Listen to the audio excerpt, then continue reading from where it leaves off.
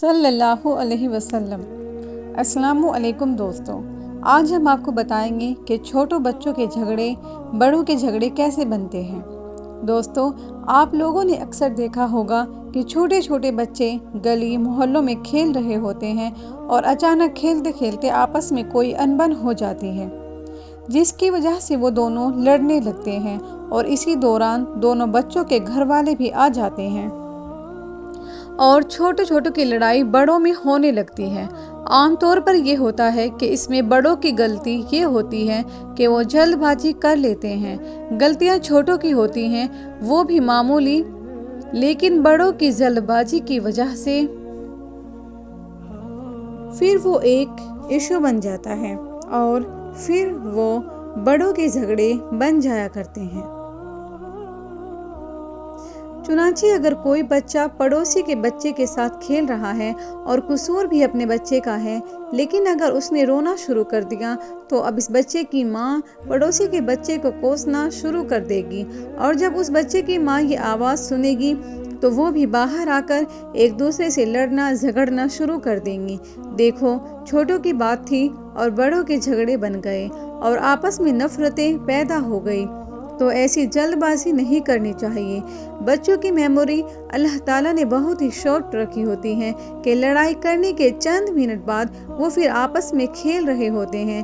بچے کے رونے میں اور بچے کے ہنسنے میں 5 سیکنڈ کا فرق بھی نہیں ہوا کرتا۔ بچے کے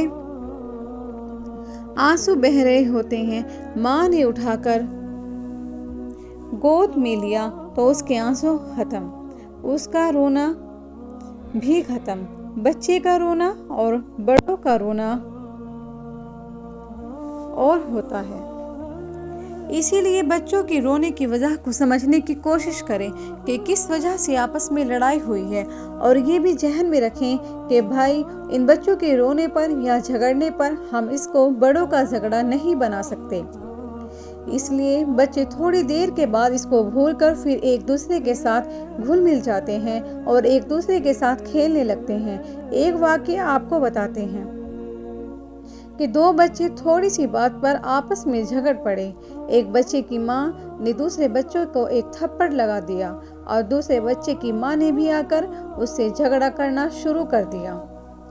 دونوں طرف کے شوہر بھی آ گئے، حتیٰ کہ وہ ایک دوسرے سے بہت لڑائی کی اور ایک دوسرے کو زخمی کر دیا۔ پولیس آ گئی، اتنا پڑوسیوں میں فساد پھیلا کہ اللہ پناہ۔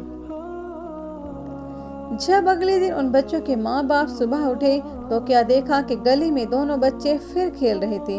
تو دیکھا بچوں کی لڑائی ایسی ہی ہوتی ہے، بچوں کی لڑائی پر اتنا الجھ پڑنا کہ ایک دوسرے کو زخمی ہی کر دے، پولیس بھی آ جائے اور زندگی بھر کے لیے تعلق بھی خراب ہو جائے، یہ انتہائی جہالت کی بات ہوتی ہے۔ لہٰذا بچوں کے جھگڑوں کی حقیقت کو سمجھنا چاہیے۔ ہاں، جب بچہ لڑائی کرے تو آپ یہ سمجھیں کہ بچے نے آخر جھگڑا کیوں کیا، پھر اس کے بعد بچوں کو سمجھائیں۔ اگر بچے آپس میں جھگڑ پڑے تو آپ اس جھگڑے کی حقیقت کو معلوم کر لیں اور جس کی غلطی ہو اس کو معافی مانگنے کے لیے کہیں۔ جس نے دل دکھایا ہے، زیادتی کی ہے، اس سے کہیں کہ ہاتھ جوڑ کر معافی مانگے اور اس کو سمجھائے جو بھی ہو۔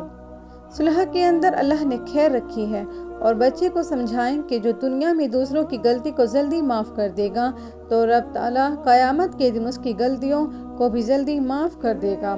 جب بچے کو صلح کی اچھائی بتائیں گے اور معاف کرنے کی خوبی بتائیں گے تو غلطی کرنے والا معافی بھی مانگ لے گا، اور جس کے ساتھ زیادتی ہوئی ہے وہ جلدی معاف بھی کر دے گا، اور وہ بچے پھر آپس میں محبت پیار سے کھیلنے لگ جائیں گے۔ اللہ تعالیٰ ہمارے گھر کے بچوں کے اندر سے ان جھگڑوں کو ختم فرما دے اور بڑوں کو ان کے جھگڑوں میں الجھنے سے محفوظ فرما دے، اس لیے کہ جھگڑے فساد ہوتے ہیں اور اللہ جھگڑوں کو ناپسند کرتے ہیں۔ خدا تعالیٰ ہم سب کو فساد سے بچائے ہی رکھے، آمین ثم آمین۔